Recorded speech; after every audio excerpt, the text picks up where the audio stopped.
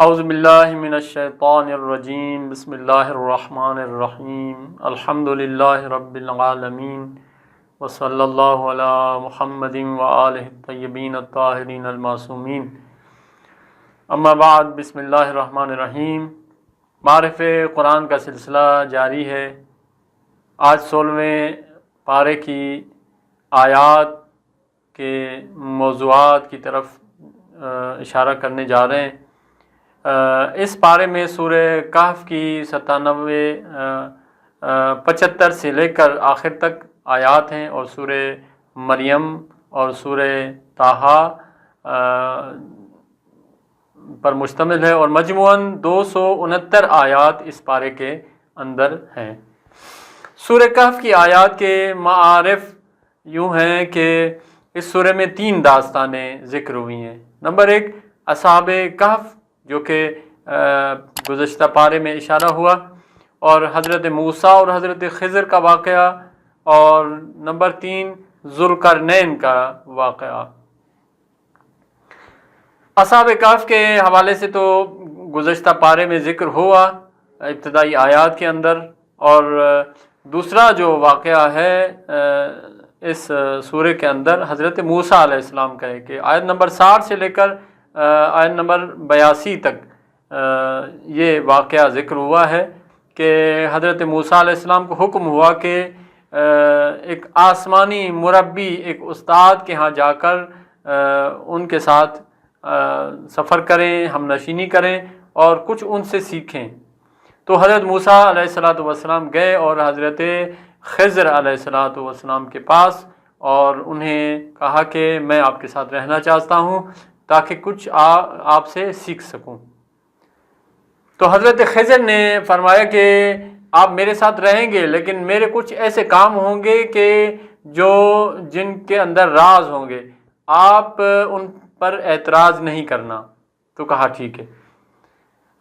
تو یہ سارا واقعہ مومنین نے سنا ہوا ہے اور تاریخی کتابوں میں بھی ہے۔ میں فقط مختصر اشارہ کروں گا کہ 3 ایسے کام کیے کہ جو اولو العزم نبی بھی جو ہے وہ ابتدائی طور پہ ان کو نہیں سمجھ سکے۔ کشتی جو صحیح و سالم تھی اس کو سوراخ کر دیا، ایک جوان آ رہا تھا اس کو قتل کر دیا، اور ایک گاؤں میں جب گئے تو وہاں کھانا پانی مانگا تو وہاں انہوں نے کھانا پانی بھی نہ دیا، لیکن ایک دیوار گر رہی تھی اور حضرت خضر اٹھے اور اس دیوار کو جو ہے وہ تعمیر کرنا شروع کر دیا۔ تو حضرت موسیٰ علیہ السلام نے ان تینوں کاموں پر اعتراض کیا کہ یہ ایک کام آپ نے کیوں انجام دیے؟ تو حضرت خضر نے فرمایا کہ اب ہمارا اور آپ کا کہ جدائی کا زمانہ آ گیا ہے۔ تو پھر ان کی حکمتیں بتاتے ہوئے حضرت خضر نے فرمایا کہ وہ کشتی جو ہے وہ صحیح و سالم ایک غریب آدمی کی تھی، ایک ظالم بادشاہ وہاں سے گزرنا تھا اور جو صحیح و سالم کشتی دیکھتا تھا وہ لے جاتا تھا، اگر یہ عیبدار ہوگی تو وہ اس کو نہیں لے سکتا۔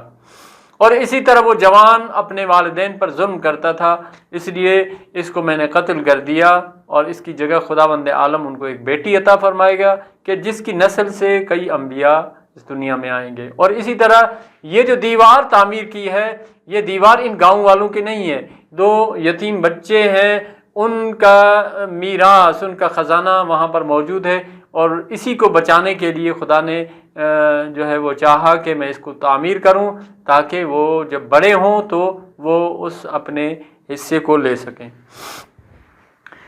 تو اس قصے میں بھی بڑے سبق آموز جو ہے وہ مطالب ہیں۔ آخر میں ایک اشارہ کرتا چلوں کہ حضرت خضر علیہ السلام نے جو ہے وہ اگر حضرت موسیٰ اعتراض نہ کرتے تو کئی ہزار ایسے راز حضرت خضر ان کو بتاتے کہ جو ان کے لیے پہلے پوشیدہ تھے۔ اگلی جو داستان ہے جناب ذوالقرنین کی ہے۔ یہ بھی ایک خدا کے صالح بندے تھے۔ آیت نمبر 83 سے لے کر آیت نمبر 98 تک اس قصے کا ذکر ہوا ہے، اور اس میں ایک ٹیکنالوجی کا ذکر ہے کہ اس زمانے میں کہ جب یاجوج اور ماجوج لوگوں کو تنگ کرتے تھے، تو جب حضرت ذوالقرنین کے جن کو خداوند عالم نے ایک قوت عطا کی تھی، ان کو جب شکایت کی تو انہوں نے کہا کہ میرے لیے ایک تانبا اور آگ جلاؤ تاکہ میں اسے گرم کر کے ایک دیوار بناؤں تاکہ وہ یاجوج ماجوج تمہارے پاس نہ آ سکیں۔ تو یہ قصہ بھی ایک بہترین قصہ ہے قرآن مجید کے اس سورہ میں، سورہ کہف میں۔ انشاءاللہ مومنین اس کی طرف توجہ کریں گے۔ تاریخی کتابوں میں اور اسی طرح تفسیری کتابوں میں جو ہے وہ تفصیل کے ساتھ ان قصے کی وضاحت کی گئی ہے۔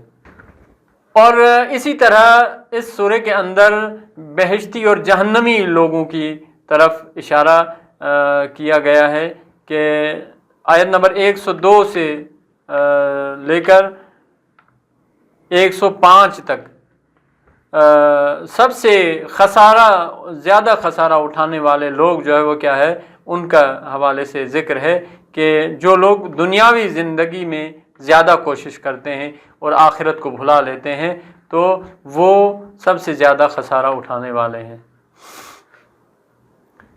اس کے بعد اخلاص کا موضوع جو ہے وہ کیا ہے ذکر ہوا ہے کہ جو لوگ مخلصانہ عمل کرتے ہیں خدا کے بارگاہ میں ان کا عمل مقبول ہے۔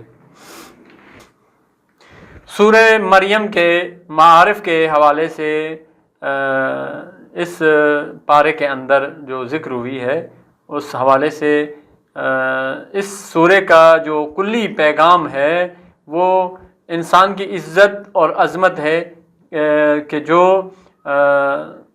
ثروت میں نہیں ہے بلکہ خدا کی بندگی میں ہے۔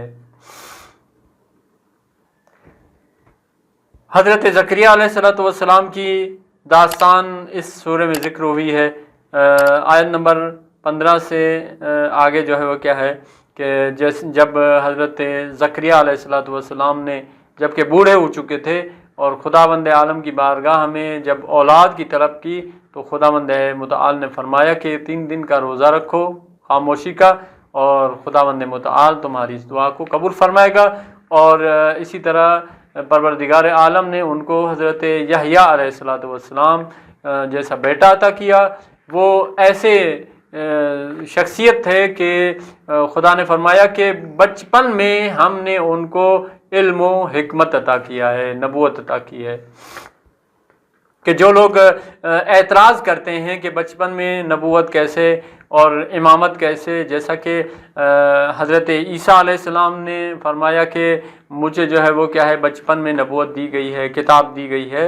اور اسی طرح ہمارے آخری نبی کے جان نشینوں میں امام جواد علیہ السلام جو کہ 8 سال کی عمر کے تھے اور ان کو خداوند عالم نے اس امامت کا عہدہ عطا کیا۔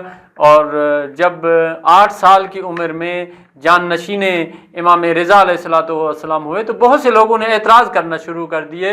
تو وہاں پر امام نے فرمایا کہ اگر کسی کو کوئی سوال ہے تو میں اس کا جواب دینا چاہتا ہوں، دے سکتا ہوں۔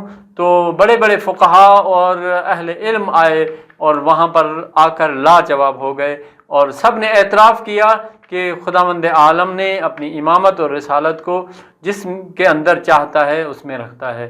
تو بہرحال یہ بچپن میں ہدایت کی ذمہ داری ملنا، نبوت ہو یا امامت ہو، یہ کوئی نئی بات نہیں ہے، بلکہ یہ خدا اگر چاہے تو بچپن میں نبوت اور امامت دے سکتا ہے۔ اور اسی طرح حضرت مریم سلام اللہ علیہا کی داستان اس سورہ میں ذکر ہوئی ہے کہ حضرت مریم کی جو ہے ولادت اور اس کے بعد بیت المقدس میں ان کو لایا گیا خدمت کے لیے، اور اسی طرح حضرت عیسیٰ علیہ السلام کا دنیا میں آنا جو ہے وہ کیا ہے، یہ سارا قصہ جو ہے وہ اس سورہ کے اندر اس پارے میں موجود ہے۔ حضرت ابراہیم علیہ السلام کا تذکرہ یہاں پر موجود ہے، جیسا کہ آیت نمبر 40 سے لے کر 51 تک حضرت ابراہیم علیہ السلام کا اپنے چچا کو کہنا کہ بتوں کی عبادت نہ کرو، اور یہ جو ہے وہ کیا ہے بتوں کی عبادت یہ شیطان کی عبادت ہے، اور جو ہے وہ خدا کی عبادت کرو۔ اور اسی طرح حضرت اسماعیل علیہ السلام کا تذکرہ، ان کا جو ہے وہ کیا ہے ذبح ہونے والا مسئلہ اور قربانی کا مسئلہ، اور اسی طرح جو ہے وہ کیا ہے اس سورہ کے اندر موجود ہے۔ حضرت ادریس علیہ السلام کا تذکرہ ہے، جیسے کہ آیت نمبر 56 سے لے کر 57 تک جو ہے یہ واقعہ ذکر ہوا ہے۔ سورہ طٰہٰ کے موضوعات، یہ سورہ مکی ہے، 135 آیات پر مشتمل ہے اور چند موضوعات کی طرف اس سورہ میں اشارہ کیا گیا ہے۔ قرآن کی اہمیت اور اس کے نزول کا ہدف اس سورہ میں بتایا گیا ہے۔ اور اسی طرح حضرت موسیٰ علیہ السلام کا قصہ آیت نمبر 9 سے لے کر 98 تک اس حصے کو جو اس قصے کے ساتھ، اس تذکرے کے ساتھ مخصوص کیا گیا ہے، بنی اسرائیل کے حوالے سے تفصیلی گفتگو کی گئی ہے ان آیات کے اندر۔ آیت نمبر 14 میں نماز کا فلسفہ بیان ہوا ہے کہ نماز کو یاد خدا کے لیے برپا کیا کرو، اور اسی طرح قیامت کا ذکر ہے۔ آیت نمبر 99 سے لے کر 114 تک قیامت میں جو کچھ ہوگا اس کو بیان کیا گیا ہے۔ حضرت آدم علیہ السلام کے قصے کو دہرایا گیا ہے۔ اسی طرح آسان زندگی اور سخت زندگی کو جو ہے اس کی 124 نمبر آیت میں فرمایا گیا ہے کہ من اعرض عن ذکری فإن له معیشۃ ضنکا نحشرہ یوم القیامۃ اعمی، کہ جو خدا کے ذکر سے منہ پھیرتا ہے اس کی جو ہے وہ زندگی سختیوں میں تبدیل ہو جاتی ہے، اور آخرت میں بھی وہ انسان جو ہے وہ کیا ہے، اندھا ہو کر اٹھایا جائے گا۔ والسلام علیکم ورحمۃ اللہ وبرکاتہ۔